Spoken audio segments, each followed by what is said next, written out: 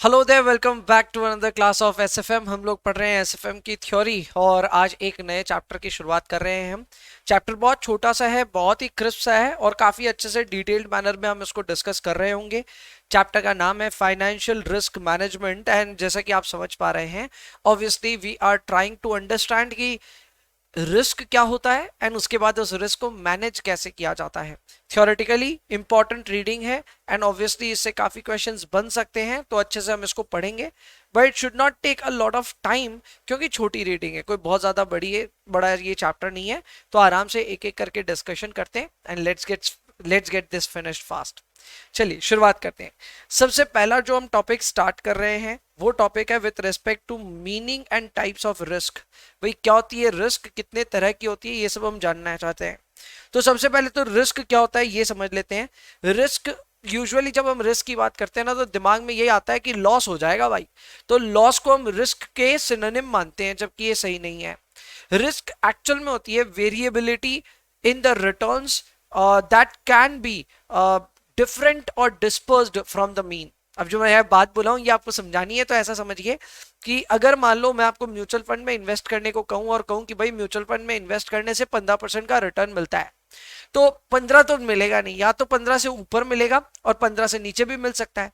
तो अब ऊपर या नीचे कितना ज्यादा तीव्रता के साथ, कितना ज्यादा तेजी के साथ वो डिस्पर्जन होता है, वो हमारे लिए रिस्क पैदा करता है।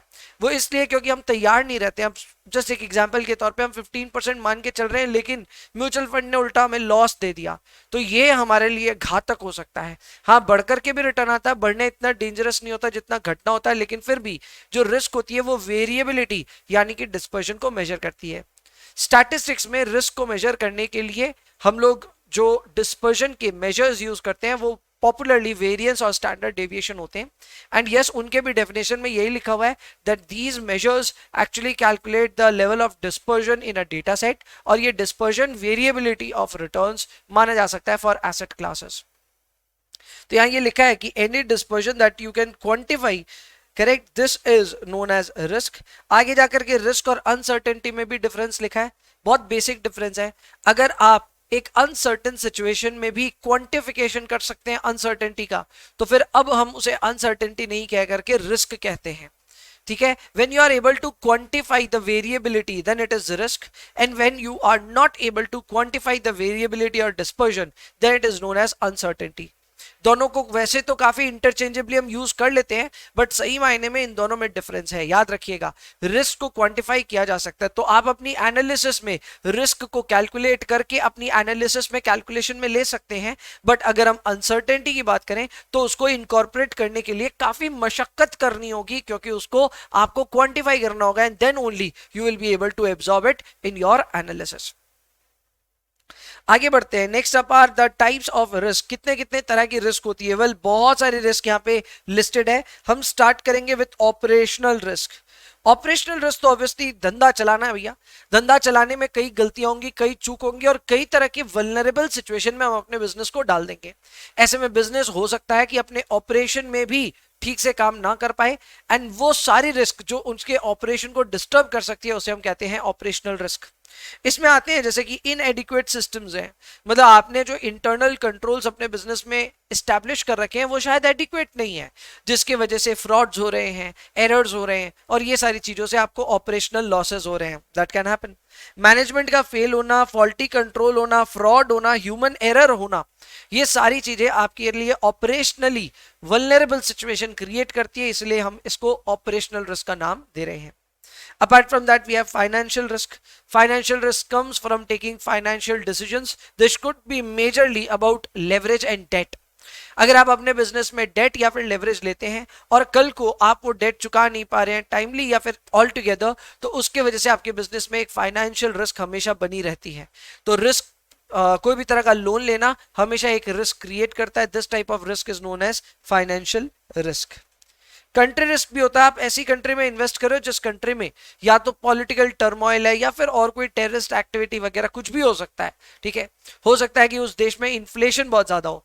तो ऐसे कई सारे एग्जाम्पल्स हैं, मैं नाम नहीं लेना चाहता कंट्रीज का, बट कहीं पे या तो इन्फ्लेशन बहुत ज्यादा है, कहीं पे टेररिस्ट एक्टिविटीज हैं, कहीं पे पॉलिटिक्स स्टेबल नहीं है। तो अगर उन मायनों में हम देखें तो उन कंट्रीज में अगर आप इन्वेस्ट करते हो तो उन कंपनीज में जिनमें आप इन्वेस्ट किए हो वहां ऑपरेशनल रिस्क है मान लिया, फाइनेंशियल रिस्क है मान लिया, एडिशनली कंट्री रिस्क भी है, क्योंकि वो कंट्री का भी कोई ठिकाना नहीं है, आपके पैसे डूब सकते हैं। एनवायरमेंटल रिस्क की जब मैं बात करता हूं then I am not just talking about the biological environment, I'm talking about all sorts of external environment that surrounds the business। तो इसमें आपके पॉलिटिकल ऑब्वियसली एनवायरनमेंट बहुत इंपॉर्टेंट है। किसी भी देश में अगर सरकार स्टेबल नहीं है तो आपको लॉसेस हो सकते हैं, आपके बिजनेस में बहुत रिस्क इन्वॉल्व हो सकती है। सो पॉलिटिकल एनवायरनमेंट इंपॉर्टेंट है। इकोनॉमिक, सोशल, टेक्नोलॉजिकल सारे रिगार्ड्स में आपको चेक करना पड़ेगा कि एक बिजनेस के एक्सटर्नल एनवायरनमेंट में कितनी ठोसता है। अगर ठोस है तो फिर रिस्क कम है, अगर ठोस नहीं है, इनस्टेबल है, तो उस केस में ऑब्वियसली रिस्क है। रेप्यूटेशनल रिस्क, आपका नाम खराब हो जाएगा, ब्रांड इमेज खराब हो जाएगी and so on, reputational risk. और स्ट्रेटेजिक रिस्क, स्ट्रैटेजिक रिस्क है कि आपने जो स्ट्रैटेजीज बनाई है उनमें कुछ गड़बड़ हो गई, या तो एग्जीक्यूशन करते वक्त या फिर में उसके एंड रिजल्ट्स उस तरह के नहीं आए जिस तरह के आप चाहते थे। तो अगर आपकी कोई भी स्ट्रैटेजी जो आपने विजन से ओरिएंटेशन के साथ बनाई थी और कल को वो वर्क नहीं करती है तो उसके रिस्क को हम कहते हैं स्ट्रैटेजिक रिस्क। बहुत तरह की रिस्क है, इन सभी के बारे में थोड़ा थोड़ा एक एक लाइन पता होना चाहिए, आपको काम हो जाएगा। नेक्स्ट हम आते हैं रिस्क को और अलग तरीके से क्लासिफाई करने। तो अगर हम अलग तरह से क्लासिफाई करें तो इसको सिस्टमैटिक और अनसिस्टमैटिक भी कहा जा सकता है from the point of view of portfolio management. तो सिस्टमैटिक और अनसिस्टमैटिक रिस्क के बारे में क्योंकि हम पहले पढ़ रखे हैं तो मेरे ख्याल से इसको हम लोग आगे बढ़ सकते हैं, इसको छोड़ करके आगे बढ़ सकते हैं। क्लियर, परफेक्ट, आगे बढ़ते हैं। Next up is concept of risk management. Now this is very very important. हमें कई बार ऐसा लगता है कि यार रिस्क नहीं ले तो ठीक है, अगर ऐसी बात है तो घर पे बैठो, मत निकलो घर से बाहर। देखो जिंदगी में अगर आप रिस्क नहीं लोगे तो आपको रिवॉर्ड नहीं मिलेगा, एकदम डायरेक्ट रिलेशनशिप है इनके बीच में। इनफैक्ट जितना ज्यादा रिस्क लोगे उतना बड़ा रिवॉर्ड शायद मिल भी जाए, लेकिन इसका मतलब ये नहीं होता है कि आप जा करके हॉर्स रेसिंग में पैसे लगाएं या फिर में गैम्बल करने लग जाएं। उनमें डेफिनेटली रिस्क बहुत ज्यादा है, at the same time reward भी शायद बड़ा आता होगा, but the chances of losing the bet is so high कि आप शायद वो कॉल नहीं लेना चाहेंगे। बट फिर भी आपको अपने रिस्क को बहुत अच्छे से समझना चाहिए, और एक बार आप अपनी रिस्क को समझ जाएं तो रिस्क को मैनेज करना चाहिए, ना कि एलिमिनेट करना चाहिए। अगर आप भी उनमें से जिनके परिवार बहुत कंजर्वेटिव हैं, स्टॉक मार्केट में पैसे नहीं डालते, क्यों? क्योंकि रिस्की है, तो अब वो वक्त आ गया है कि आप अपनी जनरेशन में इस चीज को एक्सेप्ट करें कि अगर आप रिस्क नहीं लोगे, वही एफडीओ में पैसे डालोगे और ऐसी जगहों पे पैसे डालोगे जहां पैसे ग्रो नहीं करते तेजी से, तो जाहिर सी बात है आप एक जनरेशनल वेल्थ क्रिएट नहीं कर पा रहे हो। एंड यही रीजन है कि आप अपनी स्थिति को बदल नहीं पा रहे हो। तो एक बात तो तय है कि आपको रिस्क लेना पड़ेगा। You might have to invest in stock market to make money for you and for your family, but then वो रिस्क भी कितनी लेनी है कितनी नहीं लेनी ये सीखना बहुत जरूरी है। इसको मैनेज करना आना चाहिए, ना कि पूरी तरह एलिमिनेट करना है। तो पहली बात ये समझ लीजिए, risk is not a bad thing, risk is a good thing, but it has to be done in a moderation, और ये आपको मैनेज करते हुए चलना पड़ेगा। Now this particular topic is all about that. सबसे पहले हम लोग बात करते हैं रिस्क के बारे में। लिखा है रिस्क सीरियस कॉन्सिक्वेंसेस कर सकते हैं एक ऑर्गेनाइजेशन के लिए, बात सही है। रिस्क को मैनेज करना बहुत इंपॉर्टेंट है सर्वाइवल के लिए। रिस्क मैनेजमेंट एक प्रोसेस है, इस प्रोसेस में आप आइडेंटिफाई करते हो, एसेस करते हो, मेजर करते हो, लास्ट में मैनेज करते हो रिस्क को to create economic value. Reason यही है कि रिस्क को कम करना है लेकिन अपनी वैल्यू को बढ़ाना है। तो वो कैसे होगा? मैजिक है, किया जा सकता है। And then the process is iterative and supports the identification and management of risk to reduce adverse events and enhance opportunities to achieve organizational objectives। यानी हल्की फुल्की रिस्क को in a managed way अगर आप अपने बिजनेस में incorporate करते हैं, then there are fair chances that you might achieve your corporate goals earlier। तो ये सारी चीजें obviously रिस्क की तरफ वकालत कर रही हैं, but at the same time आपका attention draw कर रही हैं to the fact that risk cannot be left unattended। Risk has to be attended, it has to be managed. अब बात करते हैं रिस्क मैनेजमेंट प्रोसेस में होता क्या क्या है। बहुत इंपॉर्टेंट है ये क्वेश्चन, एग्जाम में आने लायक है। रिस्क मैनेजमेंट प्रोसेस की अगर हम बात करें तो शुरुआत होती है विद सेटिंग ऑफ ऑब्जेक्टिव्स। कोई भी बिजनेस होता है तो अपने ऑब्जेक्टिव्स को सेट करना चाहेगा, और ये ऑब्जेक्टिव्स में आते हैं एक और इंपॉर्टेंट चीज जिसे हम कहते हैं रिस्क टॉलरेंस। अब देखो मेरी बात समझना, आप जब अपने ऑब्जेक्टिव सेट करते हैं तो उसमें आप रिटर्न ऑब्जेक्टिव सेट करते हैं और साथ में आप रिस्क ऑब्जेक्टिव सेट करते हैं। रिटर्न ऑब्जेक्टिव का मतलब ये होता है आप कितना रिटर्न चाहते हो, रिस्क ऑब्जेक्टिव का मतलब होता है आप कितना रिस्क लेना चाहते हो। लेकिन रिस्क ऑब्जेक्टिव सेट करना अपने आप में काफी ट्रिकी है। For that you need to understand what is your risk tolerance. और अगर हम रिस्क टॉलरेंस की बात करें तो वो दो चीज पे डिपेंड करता है, एक होता है विलिंगनेस और एक होता है अबिलिटी। ये दोनों इंपॉर्टेंट है। अबिलिटी आपकी औकात की, आप कितनी रिस्क एक्चुअल में ले सकते हो। अगर आप यंग हो अपने लाइफ में, एट द सेम टाइम आपके रेकरिंग कैश फ्लोज आते हैं आपके पास, यानी आप पैसे की कोई कमी नहीं है, कमाई अच्छी है आपकी, तो उस केस में you have the greater ability to take risk. But उसके बावजूद जरूरी नहीं है कि आप रिस्क लेना चाहो, तो वो विलिंगनेस की बात आ जाती है। एक बढ़िया पोर्टफोलियो मैनेजर हमेशा इन दोनों को ब्रिज करने की चेष्टा करता है। यानी अगर आपकी विलिंगनेस ज्यादा है, एबिलिटी कम है, तो वो भी आपको बताएगा, और अगर आपकी एबिलिटी ज्यादा है लेकिन विलिंगनेस कम है तो वो भी आपको इसके मामले में समझाएगा। एंड एट द एंड इन दोनों का बैलेंस करते हुए हमें रिस्क टॉलरेंस का अंदाजा लगाना पड़ता है। And having known our risk tolerance, हम उसी के हिसाब से रिटर्न की बात करते हैं। अब जैसे एग्जाम्पल के तौर पे अगर सपोजिटली आप बोलते हो कि नहीं भाई हमें तो एकदम रिस्क नहीं लेनी, और उसके बाद आपको 20% का सालाना रिटर्न भी चाहिए, तो ये अलाइंड ऑब्जेक्टिव्स नहीं है। रिस्क भी नहीं लेनी, रिटर्न भी ज्यादा चाहिए, ऐसे कैसे होगा दीदी, समझे? तो ये नहीं हो सकता। और इसीलिए ये ऑब्जेक्टिव सेट करते वक्त आपको रिटर्न और रिस्क ऑब्जेक्टिव्स को अच्छे से समझना पड़ेगा, इन दोनों को बैलेंस करते हुए चलना पड़ेगा। And when we talk about risk objectives, हमें रिस्क टॉलरेंस स्टडी करना पड़ेगा, जिसके लिए विलिंगनेस एंड एबिलिटी को स्टडी करना बहुत ज्यादा जरूरी है।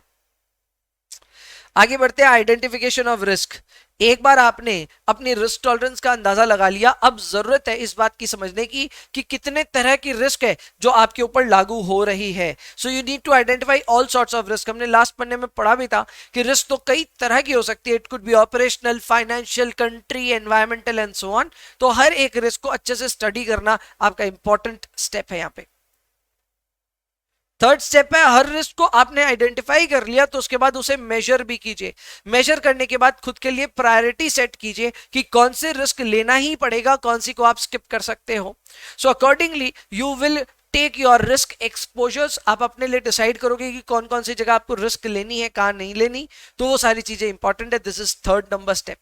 आपके मन में आ रहा होगा सर अंदर से पढ़ने की जरूरत है क्या? जवाब है नहीं। अगर आप ब्रॉड पॉइंट्स भी लिख दोगे तो आपका काम हो जाएगा, एक एक लाइन अंदर लिखना होगा, अपने मन से लिखी जा सकती है। थर्ड है development of strategy. Once you finalise कि आपको किस तरह की क्या रिस्क लेनी है, तो ऑब्वियसली एक स्ट्रैटेजी आपको डेवलप करनी पड़ेगी जो कि ये डिसाइड करेगा कि किस तरह आप एलोकेशन ऑफ कैपिटल करोगे अक्रॉस डिफरेंट रिस्क एक्सपोजर्स। बहुत भारी बात बोल रहा हूं मैं, इसका मतलब यही है कि अलग अलग जगह रिस्क है, तो ऐसे में आप किधर कितना पैसा डालोगे ये आपको डिसाइड करना है by framing and developing a strategy. उसके बाद स्ट्रैटेजी को इंप्लीमेंट भी कीजिए, और इंप्लीमेंट होने के बाद लगातार मॉनिटर करते रहिए अपनी रिस्क को। ये देखिए जैसा आपने सोचा था उसी के हिसाब से चल रहे हैं या फिर मैं कुछ इधर उधर चल रहा है। अगर कुछ भी आपके प्लानिंग के हिसाब से अलग चल रहा है तो आपको हो सकता है अपने स्ट्रैटेजी को रिविजिट करना पड़े। You might have to take some certain remedial actions. उन सारी चीजों के लिए रेडी रहना बहुत ज्यादा जरूरी है। परफेक्ट भैया, परफेक्ट। आगे बढ़िए। Next up is financial risk. अब हम फाइनेंशियल रिस्क की बात करें तो देखो ये काफी ब्रॉड टॉपिक है। If you talk about financial risk, और वैसे आपने शायद चैप्टर का नाम पे गौर किया होगा, the chapters name is financial risk management. तो अब जब हम फाइनेंशियल रिस्क की बात करते हैं तो it's a very broad topic and we are encompassing a lot of information here. तो यहाँ पे सबसे पहले समझ लो, अगर आप लिखना चाहो तो लिख भी सकते हो। फाइनेंशियल रिस्क जो होता है इसके दो बड़े पार्ट्स हैं। एक पार्ट है मार्केट रिस्क और एक पार्ट है क्रेडिट रिस्क।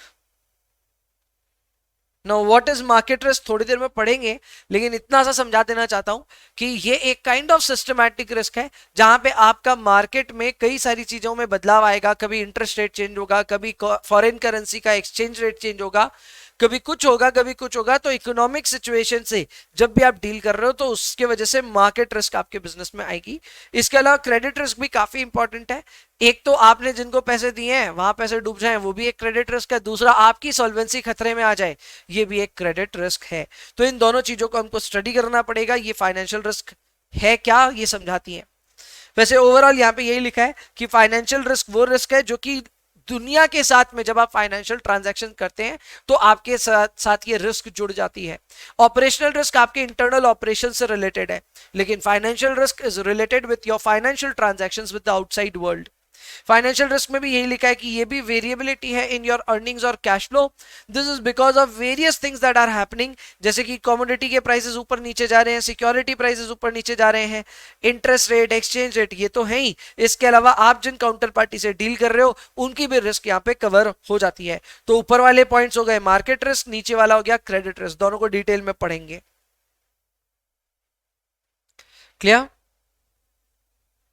आओ जी, अब आपने मार्केट रिस्क में आते हैं। When we talk of market risk दोस्तों, तो यहाँ मार्केट रिस्क में एक बहुत इंपॉर्टेंट बात है कि इसको दूसरे नाम से भी जाना जाता है, which is price risk. Now this is because of the uncertainty and adverse fluctuation in financial market variables such as security prices, commodity prices, interest, exchange rates etcetera. अब यहाँ कितनी सारी चीजें हैं जो आपको बॉदर कर सकती हैं। एग्जाम्पल्स लेना शुरू करते हैं। सपोज करो हम एक केमिकल कंपनी है और हम क्रूड ऑयल इंपोर्ट करते हैं। ऐसे में अगर क्रूड ऑयल के दाम बहुत तेजी से बढ़े तो that is going to pose a significant risk on us, क्योंकि हमारे रॉ मटेरियल सडनली एक्सपेंसिव हो जाएंगे। अब यहीं पे अगर क्रूड ऑयल का दाम कम होता तो फायदा भी होगा।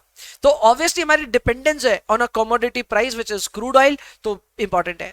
इसके अलावा इंटरेस्ट रेट बहुत मैटर करती है, खास करके अगर आप एक फाइनेंशियल इंस्टीट्यूशन हो।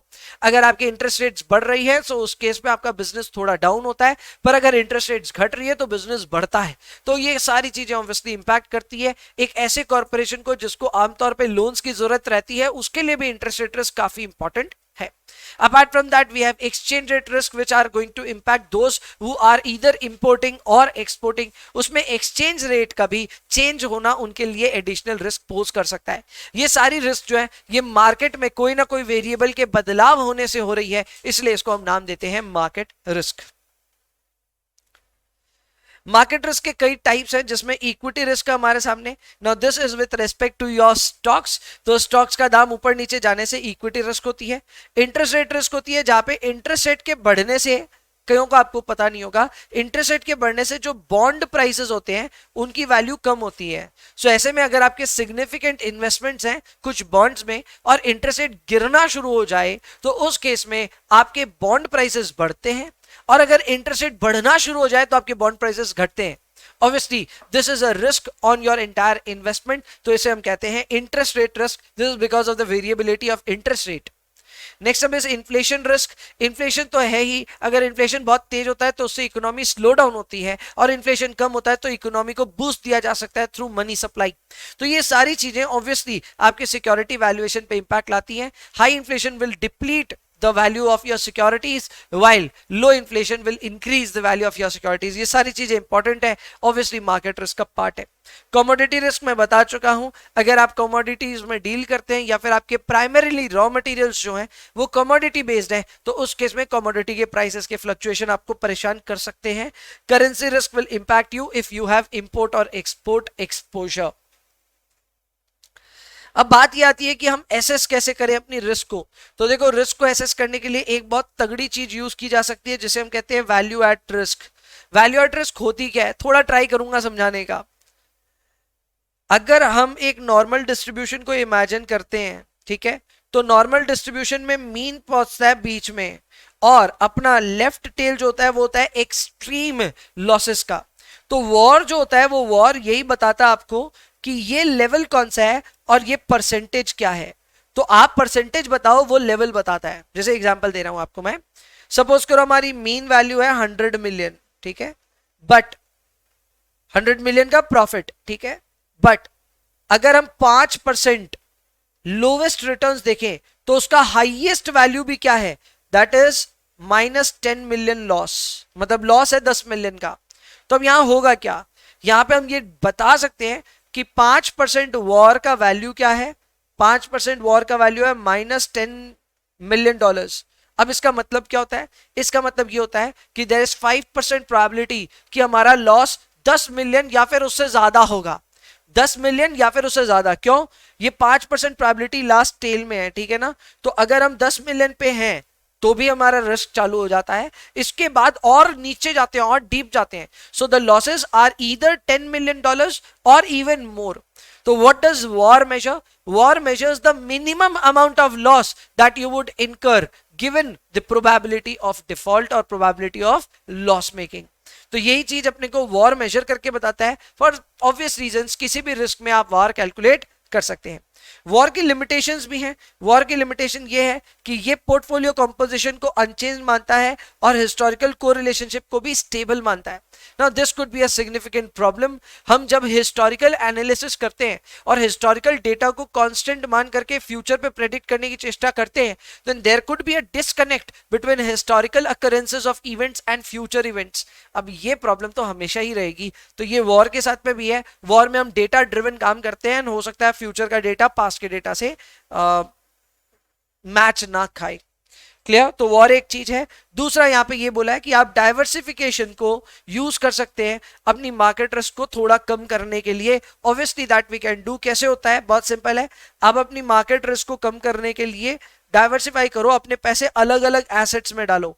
When you invest your money in different different asset classes, then in that case you reduce the risk and इससे पार्शियली अपनी जो मार्केट रिस्क है उसको भी हम मॉडरेट कर सकते हैं। ठीक है, मॉडरेट कर सकते हैं, बहुत ज्यादा नहीं। ठीक है ना, एलिमिनेट नहीं हो सकता। नेक्स्ट आता है क्रेडिट रिस्क। क्रेडिट रिस्क का मतलब क्या क्या होता है? बहुत सारे हैं वैसे तो, बट क्रेडिट रिस्क का मेन मतलब यही है that an obligor will default on any type of debt by failing to make payments which is obligated to do so. तो अगर कभी भी ऐसा हो जहां पे आप या फिर मैं जहां आपने पैसे इन्वेस्ट किए हैं वो पैसे नहीं चुका पा रहे हैं, तो उस केस में it is a credit risk. यहाँ पे आपका प्रिंसिपल और इंटरेस्ट लॉस होने का चांस रहता है, कैश फ्लोज डिसरप्ट हो सकते हैं और इंक्रीज कलेक्शन कॉस्ट हो सकते हैं आपको because of all these things happening. अब यहाँ पे क्रेडिट रिस्क तीन तरह की आती है। Number one, default risk. ये सबसे डेंजरस क्रेडिट रिस्क का पार्ट है। क्रेडिट रिस्क को डिफॉल्ट रिस्क एक पार्ट है इसका जो कि ये कहता है कि या तो आपका पैसा पूरी तरह डूब गया या फिर में डिले से आ रहा है। तो ये दोनों चीजें काफी इंटरेस्टिंग है। मेरी फैमिली हिस्ट्री में मुझे याद है my father had invested in JP associate group, जिसमें पैसे जो है एक कॉर्पोरेट एफडी आप पापा लोगों ने करी थी, और वो मुझे याद है, अच्छे से याद है कि उसके लिए चिट्ठियां विट्ठियां लिखी थी मैंने। तो इसके पैसे ना जेपी एसोसिएट्स के काफी डीले से आए थे, और वो डीले से आने के बाद आ तो गए पैसे, लेकिन जितना ब्याज मिलना चाहिए था, जितना इंटरेस्ट मिलना चाहिए था, उतना नहीं मिला। So they gave interest up to a certain date, उसके बाद इंटरेस्ट भी नहीं दिया इन्होंने, और पैसे लगभग 1 साल बाद आए। अब आप कहेंगे पैसे तो आ गए, काय का डिफॉल्ट? पर ऐसा नहीं होता है। डिफॉल्ट रिस्क होती है कि आपका पैसा या तो आया ही नहीं या फिर टाइमली नहीं आया, दोनों ही चीजें डिफॉल्ट रिस्क होती है। तो ये बात बहुत इंपॉर्टेंट है, याद रखिएगा। यहां पे तो सिर्फ लिखा है नॉन पेमेंट ऑफ प्रिंसिपल और इंटरेस्ट, जबकि सच्चाई यही है डीले से भी आ रहा है तो भी वो डिफॉल्ट रिस्क होगा। इसके अलावा क्रेडिट स्प्रेड रिस्क होती है ना, this is important. Credit spread क्या होता है समझिए, जब आपका रिस्की बॉन्ड है, इस पे सपोज करो अपना 10% अपने को यील्ड मिल रहा है, और रिस्क फ्री बॉन्ड है, इस पे अपने को मिल रहा है 6% रिटर्न। तो आपको 4% ज्यादा रिटर्न क्यों मिल रहा है रिस्की बॉन्ड में? Because you are taking certain risk. अगर यही यील्ड का जो फर्क है, ये दोनों का जो फर्क है वो है 4% का, अगर ये 4% बढ़ने लगे ना तो समझ लेना खतरे की घंटी बज रही है। क्यों? क्योंकि जब ये स्प्रेड बढ़ता है ना, तो इसका मतलब यही होता है कि आपका रिस्की बॉन्ड और रिस्की होते जा रहा है। ज्यादा रिस्की होना डेंजरस। आप बोले भैया मजा भी तो आ रहा है, रिवॉर्ड भी तो ज्यादा मिल रहा है, रिवॉर्ड ज्यादा मिल रहा है, लेकिन क्या पता ये रिवॉर्ड सिर्फ कागजों में रह जाए, आपको एक्चुअल में मिले ना। तो बहुत सोचने वाली बात है ये। यहां लिखा है that spread between the risky bond and risk free bond will very after purchase and that can significantly invite a lot of trouble. Next है डाउनग्रेड रिस्क। आपने जब इन्वेस्ट किया था तो था AAA, अब हो गया है BBB। क्या ऐसा हो सकता है? क्या पता कभी नसीब बिगड़ जाए तो हो सकता है। आपकी अगर क्रेडिट रेटिंग बिगड़ जाए, डाउनग्रेड हो जाए, तो ऐसे में सडनली यू विल सी कि आपके बॉन्ड वैल्यूएशंस बहुत बुरी तरह टूटेंगे एंड आपको तगड़ा लॉस होगा। तो ये भी बहुत ज्यादा इंपॉर्टेंट है एंड इसलिए इसका भी ख्याल रखना चाहिए। And this is obviously related with the credit worthiness of the company and that is why this is a part of credit risk. इसके अलावा कंसंट्रेशन और कंट्री रिस्क तो देखो होगा ही। कंसंट्रेशन रिस्क होता है कि आपने एक ही ग्रुप ऑफ एक्सपोजर ले लिया है ज्यादा, ठीक है ना। तो अब इसमें क्या होता है, जैसे कई लोगों का मैंने देखा हुआ है, बहुत ज्यादा पैसे उठा करके ना एक ही ग्रुप में डाल दिया, ठीक है, फॉर एग्जांपल किसी ने अडानी ग्रुप में पैसे डाल दिए तो अडानी ग्रुप में ही डाल दिए। अब इसका रिस्क क्या है? रिस्क डेंजरस है। अगर पूरे ग्रुप में कोई भी प्रॉब्लम आई तो not just one stock, your entire portfolio will go down. So that is a significant risk. कई लोग टाटा ग्रुप में डालते हैं, कई लोग बजाज ग्रुप में डालते हैं। अब अलग अलग ऐसे ग्रुप्स हैं। अब अगर आप इस तरह से इन्वेस्ट कर रहे हैं तो that can create significant troubles अगर कल को कुछ भी गड़बड़ होता है तो ये होती है कंसंट्रेशन रिस्क। वैसे कंसंट्रेशन रिस्क ना जरूरी नहीं है कि कोई एक ग्रुप में डाला जाए, हो सकता है आप गिनती के 3-4 शेयरों में पैसे डाल रहे हैं तो उसको भी हम कंसंट्रेशन रिस्क कहते हैं। बेसिकली आपका ओवर डाइवर्सिफाई नहीं करना या डाइवर्सिफाई ही नहीं करना, that can be concentration risk and this can invite problems. वैसे सच बताऊं तो कंसंट्रेशन रिस्क जिस तरह से प्रॉब्लम्स इनवाइट कर सकती है, रिस्क लाती है, उसी तरह रिवॉर्ड भी देती है। तो ये दोनों ही है, दोनों तरफा है। ज्यादा रिस्क लोगे तो ज्यादा रिटर्न मिलेगा, सीधी सी बात है। Next up is country risk. Already हम इसके बारे में बात कर चुके हैं। अब बात आती है कि हम अपनी क्रेडिट रिस्क को मिटिगेट कैसे करें। वेल, सबसे इंपॉर्टेंट है कि किसी भी जगह अगर आप इन्वेस्ट कर रहे हो तो उसके क्रेडिट स्कोर या फिर रेटिंग को चेक करो। अगर आप किसी भी जगह इन्वेस्ट कर रहे हो उसकी क्रेडिट रेटिंग और क्रेडिट स्कोर्स को चेक करना काफी ज्यादा इंपॉर्टेंट होता है। मैं आपको बता दूं कि ये जितने भी क्रेडिट स्कोरिंग मॉडल्स होते हैं ये क्वांटिटेटिव और क्वालिटेटिव सेक्शन से आउटलाइन करते हैं कि बिजनेस का क्या स्थिति है, क्रेडिट वर्दीनेस कैसी है। बट अगेन ये भी मैं कहूंगा कि इसको ब्लाइंडली फॉलो नहीं करना चाहिए। भैया ऐसा क्यों? क्योंकि ये क्रेडिट रेटिंग के जो स्कोर्स होते हैं, ये जो क्रेडिट रेटिंग मिलती है, ये कई बार पेड भी होती है। भैया पेड मतलब मैं वैसे नहीं बोल रहा हूँ कि एक्चुअल में पैसे दिए जा रहे हैं कि हमारी रेटिंग सुधारो। बट क्या होगा मैं समझाता हूँ आपको। मान लो मेरी कंपनी है, मेरी कंपनी किसी भी क्रेडिट स्कोरिंग या क्रेडिट रेटिंग एजेंसी को हायर करती है और उसको प्रॉपर डिस्क्लोजर्स देख करके अपने फाइनेंशियल स्टेटमेंट्स वगैरह सब प्रोवाइड भी करती है, but at the same time fees भी देती है कि भाई हमारे लिए काम करो। Even if this credit rating agency would like to work in an unbiased manner, तो भी इन लोग के बीच के इस अरेंजमेंट को दुनिया तो परसीव कर सकती है ना, दुनिया को तो लग सकता है कि पैसा दे के करवाया है। तो ये खतरे की घंटी होती है। ये बहुत ज्यादा इंपॉर्टेंट है कि कभी भी कोई अपनी क्रेडिट रेटिंग खुद से करवा रहा है पैसे दे करके तो वो थोड़ा सा पिंच ऑफ सॉल्ट के साथ ही उसको लेना चाहिए, थोड़ा सा उसको बायस्ड मान के ही चलना चाहिए। ये बहुत इंपॉर्टेंट बात है। इसके अलावा और क्या रिस्क है भैया? लिक्विडिटी रिस्क एक सिग्निफिकेंट रिस्क है। लिक्विडिटी रिस्क आती है दो रीजन से। नंबर वन, मार्केट में लिक्विडिटी रिस्क है या फिर में फंडिंग में लिक्विडिटी रिस्क है। पहले मार्केट लिक्विडिटी रिस्क की बात करते हैं। अगर आपने कोई चीज खरीद ली और आप उसको बेच नहीं पा रहे हैं, कैसा होता है? हाँ ये एकदम होता है। आप ना कोई भी ऐसा शेयर ले लो जो कि ना सर्किट पे चलता है और भगवान ना करे ऐसे सिचुएशन में आप फंसो कभी, पर वो अगर डाउन सर्किट मारने लग जाए तो फिर आप कितना भी चाहो अपने शेयर को बेच ही नहीं पाओगे। सुनने में बहुत थियोरेटिकल लगता है कि भैया स्टॉप लॉस लगा के रखेंगे तो अपने आप बिकेगा ना। नहीं, जब मार्केट शैलो होते हैं ना तो आपके ट्रेड एग्जीक्यूट ही नहीं होते, तो हर दिन आपका स्टॉक 5-10% टूट रहा होगा और आप ना चाहते हुए भी वहां फंसे हुए रह जाओगे। तो ये होती है liquidity risk. This is related with market liquidity. Second आती है फंडिंग लिक्विडिटी रिस्क। ये अपने रेशियो एनालिसिस में जो पढ़ते हैं ये वो वाला पार्ट है कि हो सकता है आपके पास शॉर्ट टर्म में पैसे चुकाने को ही ना हो, तो ऐसी सिचुएशन में आपकी क्रेडिट वर्दीनेस पे भी उसका इंपैक्ट आएगा। अगर आप अपनी शॉर्ट टर्म लायबिलिटीज को, शॉर्ट टर्म ऑब्लिगेशंस को पे नहीं कर पा रहे हैं, that will also compound your credit risk. ये बात कहां लिखी है? यहां लिखी है। क्लियर? एंड फाइनली अब लिक्विडिटी रिस्क को किस तरह से हम एसेस करें और इसको भी कैसे कम करें, तो इसके लिए हमें सिनेरियो एनालिसिस करनी चाहिए, हमें सेंसिटिविटी एनालिसिस करनी चाहिए, स्ट्रेस टेस्टिंग करनी चाहिए। इससे क्या होता है ना, एसेट लायबिलिटी मैनेजमेंट करना चाहिए। इससे क्या होता है आपको टाइम टू टाइम ये पता चल जाता है कि कब किस वक्त पे आपको अपनी लायबिलिटी चुकाने के लिए पैसे चाहिए होंगे। अब एसेट लायबिलिटी मैनेजमेंट भी उसी का एक तरीका है। आपको अगर शॉर्ट टर्म में फंडिंग मिली है तो उसको लॉन्ग टर्म में इन्वेस्ट मत कीजिए। मेरे को पैसे मिले 2 महीने के लिए, मैंने गाड़ी खरीद ली, अब ये ऑब्वियसली मेरा एक पुअर डिसीजन होगा। थोड़ी ना मेरे को सारे पैसे वापस 2 महीने में मिल जाएंगे कि मैं गाड़ी के लोन के पैसे चुका दूं। सो अगर शॉर्ट टर्म में पैसा मिला है तो शॉर्ट टर्म में ही लगाइए, लॉन्ग टर्म का पैसा मिला लॉन्ग टर्म में लगाइए। ये कौन सिखाता है? ये सिखाता है asset liability management.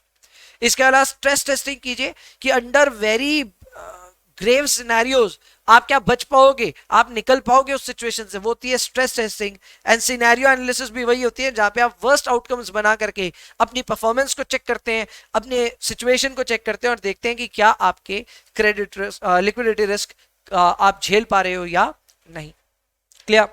With that being said this particular reading is over. Yes, ये बहुत ही छोटी रीडिंग थी एंड हमने लगभग आधे घंटे में इसको पूरी तरह कंप्लीट कर लिया है। एक छोटा सा केस स्टडी यहाँ दिया हुआ है जिसको एक बार पढ़ा जा सकता है, बाद बाकी end of the chapter questions पे एक बार नजर डाल दीजिएगा, बाद बाकी इधर और इससे ज्यादा कुछ भी नहीं है।